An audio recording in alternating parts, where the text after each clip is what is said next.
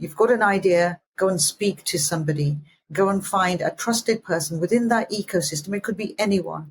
And you'd be amazed at how many people will be available to give that really solid, constructive feedback to ensure that, your business is, or your idea is going to be a success.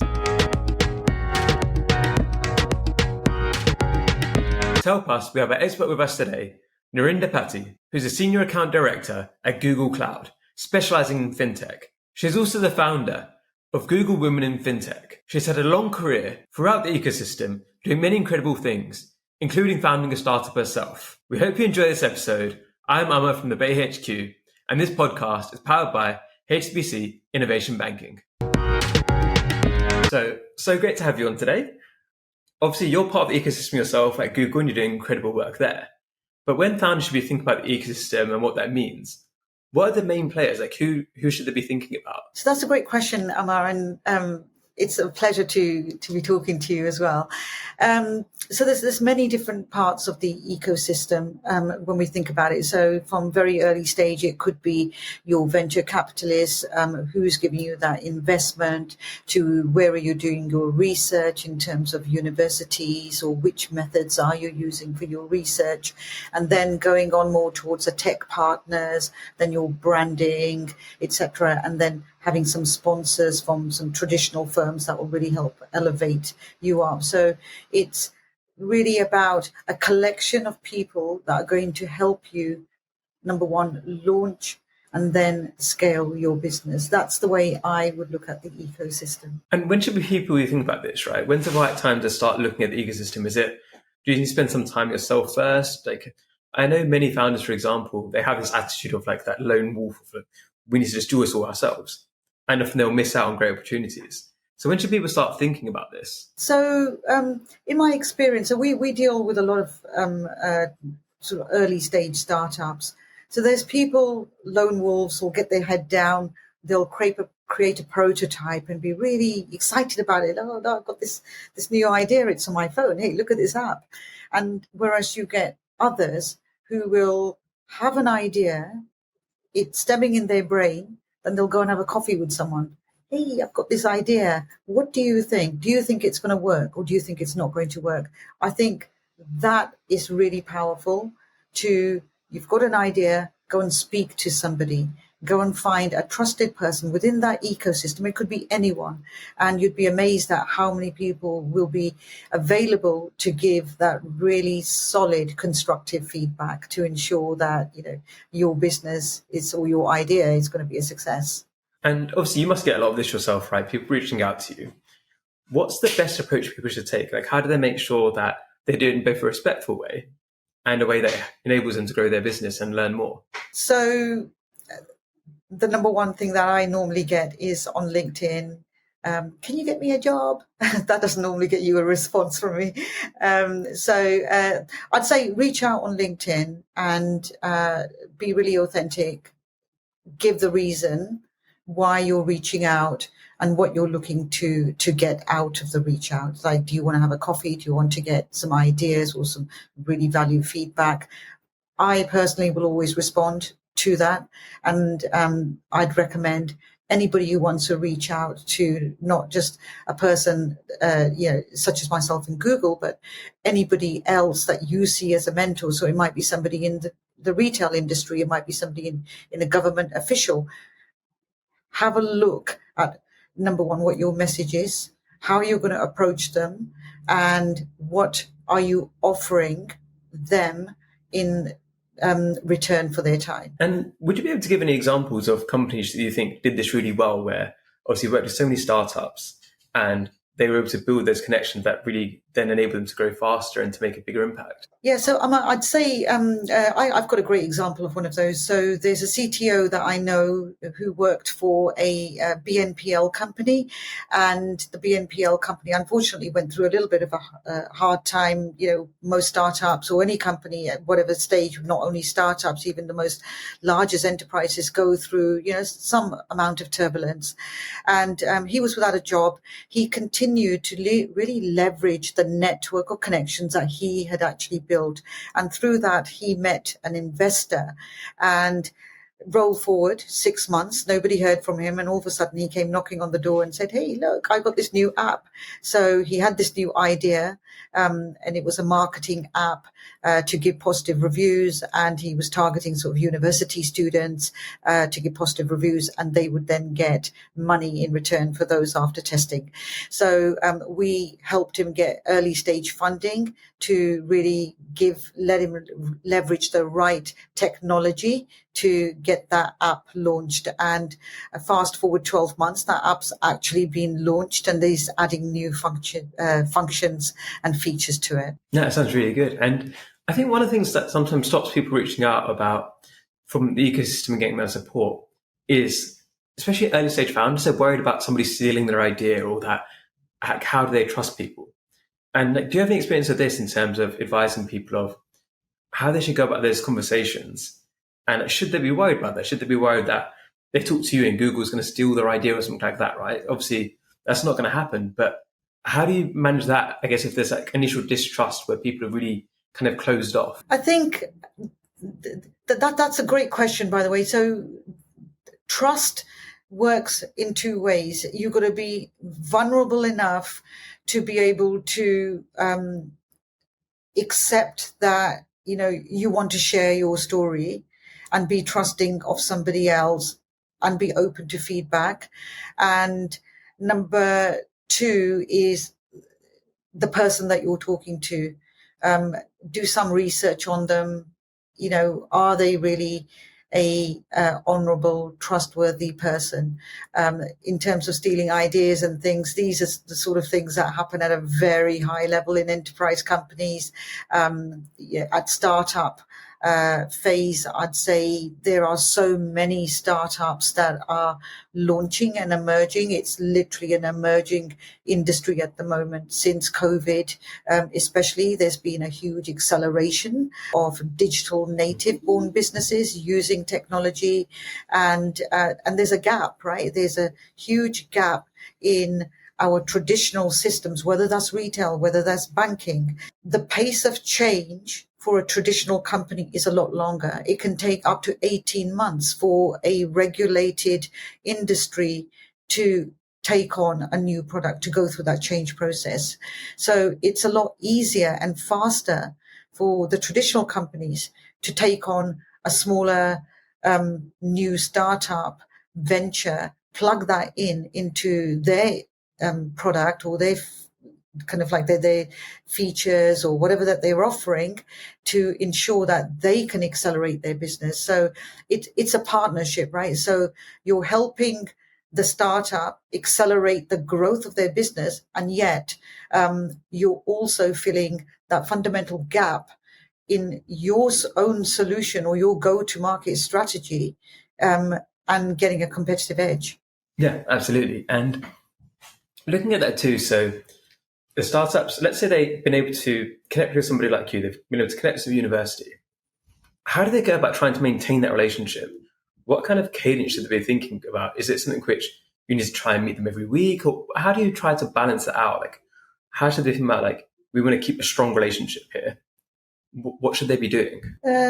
I'd say just keeping contact, whichever forum that you've got, right? There's lots of different social media kind of like forums, and spritzing somebody too often, everyone, has time restrictions, and time is really valuable. So maybe even having a sort of like a bi-monthly catch up in person, and nothing more than that, I'd say, initially.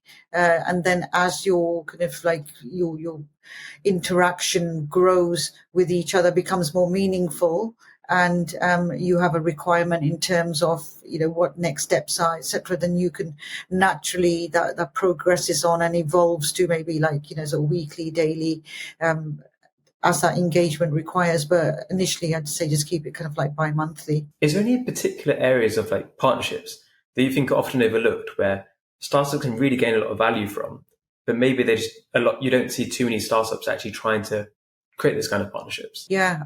So that's another great question.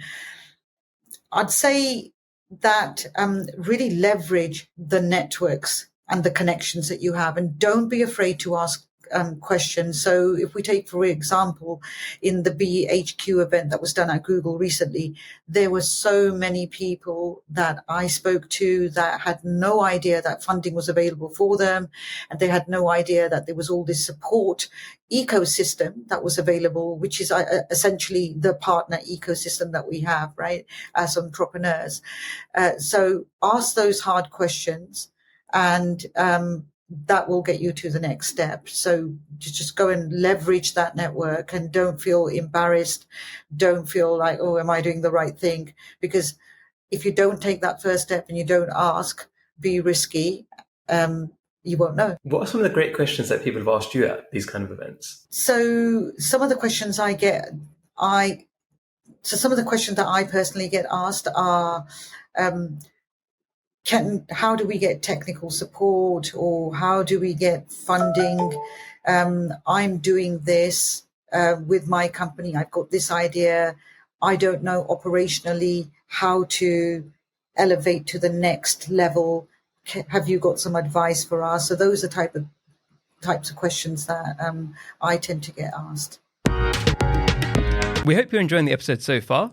We just want to give a quick shout out to our headline partners, HSBC Innovation Banking. One of the biggest challenges for so many startups is finding the right bank to support them. Because you might start off and try to use a traditional bank, but they don't understand what you're doing. You're just talking to an AI assistant, or you're talking to somebody who doesn't really understand what it is you've been trying to do.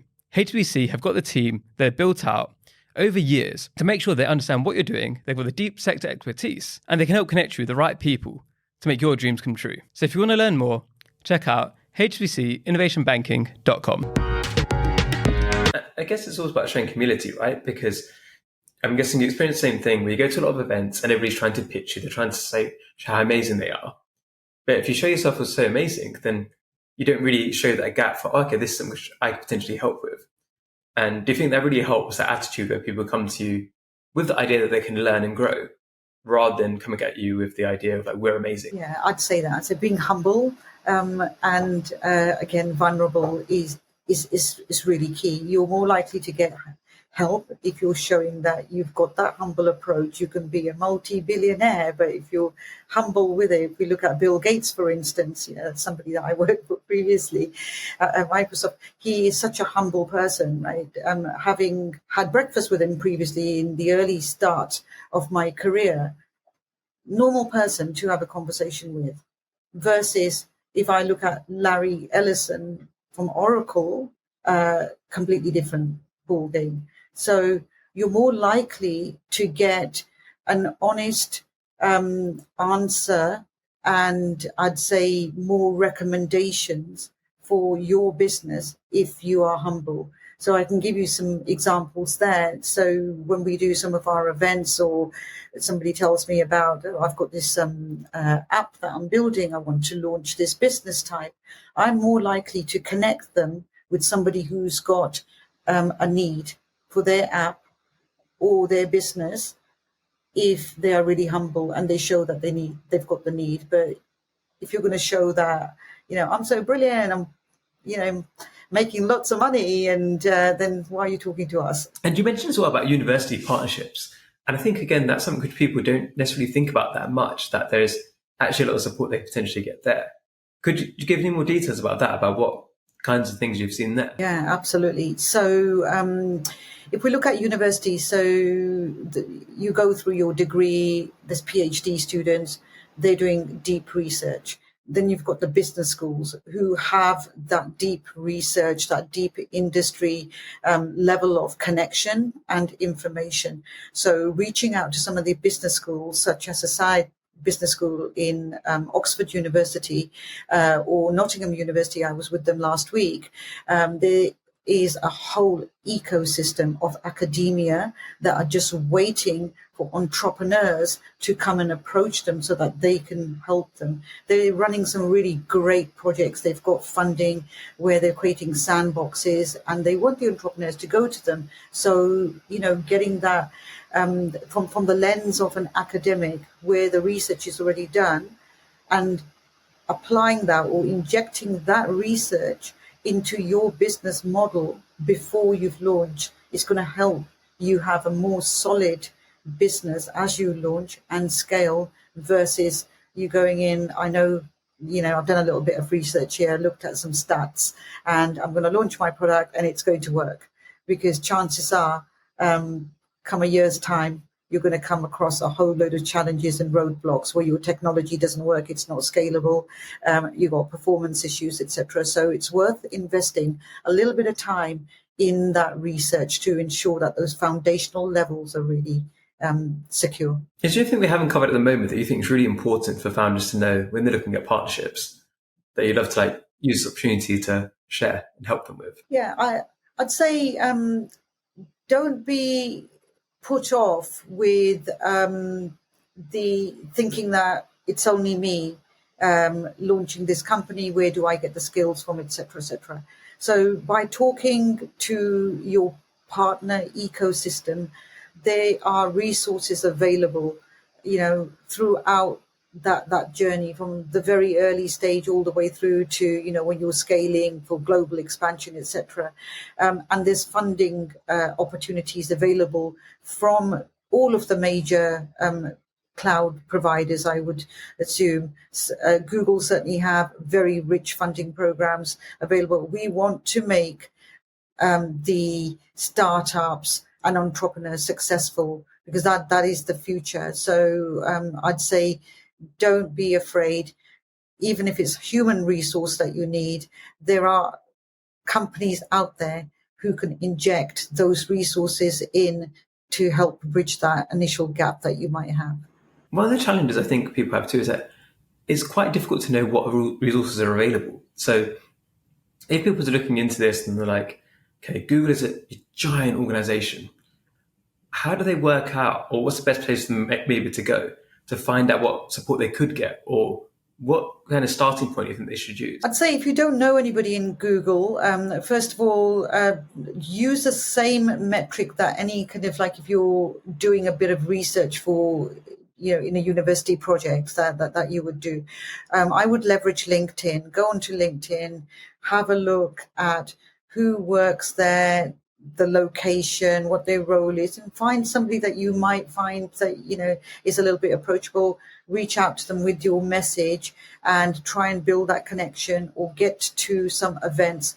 Ask the question, say, hi, I'm looking for this. And chances are that somebody within that ecosystem is going to lead you to the right person. I think one of the really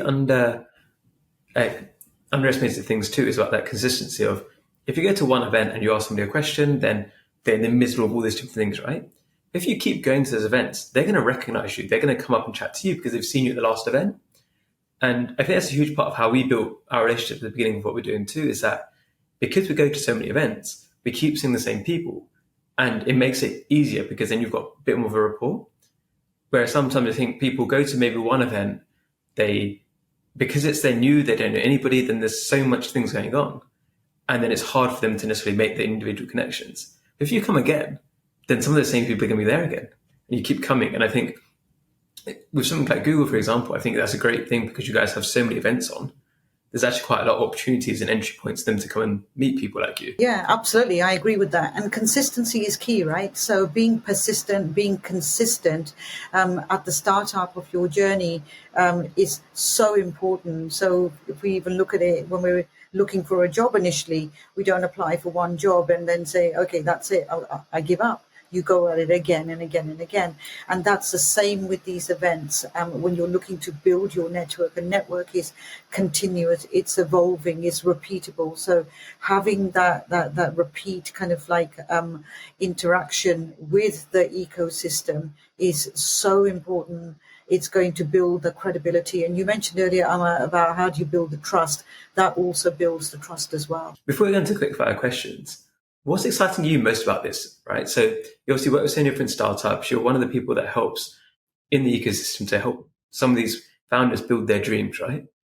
What's most exciting about that for you? What do you really get joy out of during that process? So I think personally what really excites me is when I see the launch of whatever product it is, or when they are scaling out for their regional global expansion. That's when I know, okay, we've helped you in terms of the technology solution. We've helped you in terms of your funding, and now your product is launched, and you're sitting here with 1,000 customers, and that's really fulfilling. So, thanks so much for all the information you shared today. We're getting into quick fire questions now. So, first one, is who are 3 British Asians you think are doing incredible work, and you'd like to shout them out today? So the first one is undoubtedly Bay HQ. I have seen so many communities during my time, but what you guys are doing is absolutely inspirational. You are extremely transparent. You're very authentic in terms of helping that ecosystem. So I'm all in with you guys. The second person I'd like to give a shout out to is somebody that I actually really have a lot of respect for in terms of how she's built her career and how she's projecting herself and elevated up to such a senior level, is someone called Sujata Bhatia. She's currently the CIO at Monzo Bank. She started off at American Express. And if you watch some of her interviews on Bloomberg, I'd say she's doing Asians proud through and through. So the third person I'd like to give a shout out to is actually my partner. His name's Tony Patti, and he has been instrumental and a change leader in Asian broadcasting. In fact, he was the first to start up Asian broadcasting in the UK, and just watching his journey has really helped inspire me, given me the confidence to make some of the decisions I have in my career. Awesome. So obviously the first people you shouted out there, they're amazing, but the other 2 are pretty good too. Yeah, the first people are the best. Obviously. Yeah. And if people want to find out more about you and what you're up to, where should they go to? Yeah, just check me out on LinkedIn. So you can go to Narinder Patti. That's Patti at LinkedIn. And is there anything that you need help with right now, or your team needs help with, that the listeners listening today maybe could reach out to you and help you with? I think we're good. Just if you're starting your business, come and link us up. We have funding available. We want to help you grow your business, accelerate it, launch it, whichever part of that journey you're on. Link us up, and be really excited to talk to you. Awesome. So thank you so much for coming on today. Have you got any final words for the audience? No, just good luck and go for it. Thank you for watching. Don't forget to subscribe. See you next time.